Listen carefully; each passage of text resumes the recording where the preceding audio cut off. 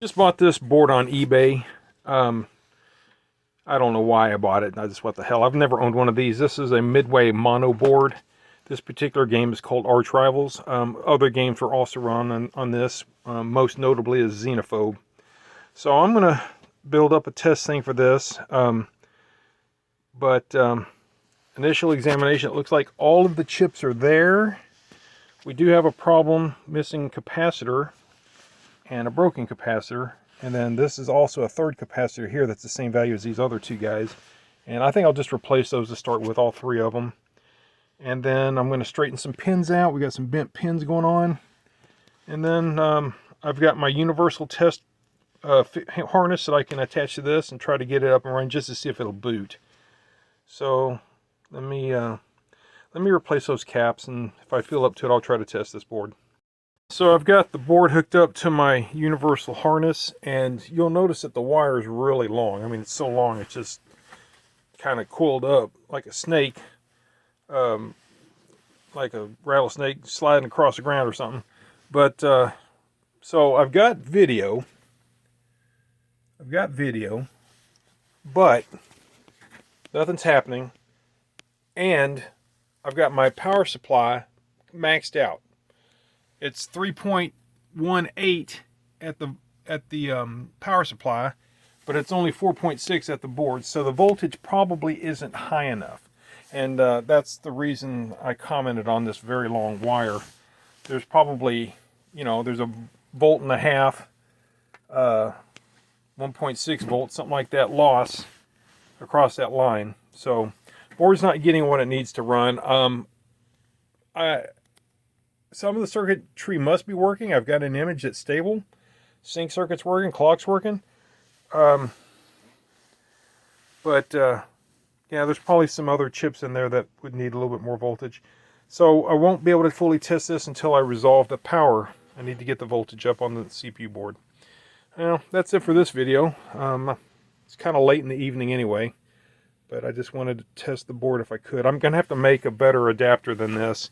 This universal thing's not convenient, and also it's, I've got too much voltage drop. I should have made that a lot shorter than I did. So, that's it for now. We'll be returning to this board, but I've got to build an adapter. Normally this board has a JAMMA thing where there's a JAMMA connection that has a bunch of cables that come and plug into these different connectors here. And so I'm going to make my own, but it's not going to be stock. It's going to be specific for just testing. So audio is a separate board. I won't be able to test audio. I can monitor the signals. I can do that to see if it would be sending signals to the soundboard. But as far as sound generation, that requires a separate board, which I do not have. But the game should still play. Should still run. This particular board here actually has analog joysticks, which I don't have. So I won't ever be able to play the game if I get it running. This is just basically bench testing to get the program running and to see, the attract mode. All right, that's it for this video. Well, I decided to pull out my RAM, my retro chip tester. I'm going to test the RAMs on this board. All of them that I can pull out of socketed RAMs. They look like they're all socketed. So, a handful of them. I'll be testing them to see if they're good and set aside the ones that are bad. I'll be back. Okay, so I just finished testing all of the RAMs, and every single RAM was good. The ones that I tested was this 93 419. We had an HM6264, so a generic 6264. We had a 6116. We actually had two of those, two 6116s. Both of those checked out. And the 6116 is the same as these. It's just in a different package. All four of these checked out, and this one here. So there were several 2K/8s and a 16K/8, and they all checked out. Since the RAMs are all good, I feel better about these PALs or whatever these are, these custom chips. They're probably all going to be fine. I think this board just didn't want to run because of the voltage. My fingers are crossed. I do still need to check all the EPROMs, so I will be pulling the EPROMs and taking them inside to test them on my computer, my EPROM reader. It looks like we have 10 total chips. Now this thing here is also a RAM. I didn't try to test it. I wonder if I can test that with the tester. I'll pull it and see, but this is a battery backed up RAM. It's a non-volatile RAM.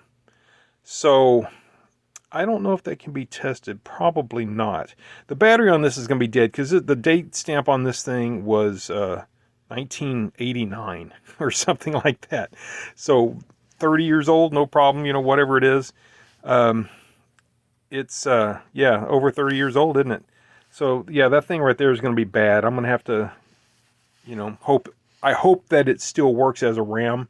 But that's where the game settings and stuff, they'll never be remembered. I'll have to rig up something better than that. It should be doable. Anyway, yeah, so let me test that thing. I didn't even think about that until just now. Let me give that a shot. So I looked this part up. This is an 8K by 8, so I'm going to try to test it as an 8K by 8. Let's see what happens. Alright, so it's recognizing it as an 8K by 8, and apparently it's reading it and writing it just fine. Okay, let's just see if it goes all the way through the test and makes it. So this is looking good. This is looking like it's good, but it's not going to have any power internal anymore to maintain its memory. So it's just basically a regular RAM, isn't it?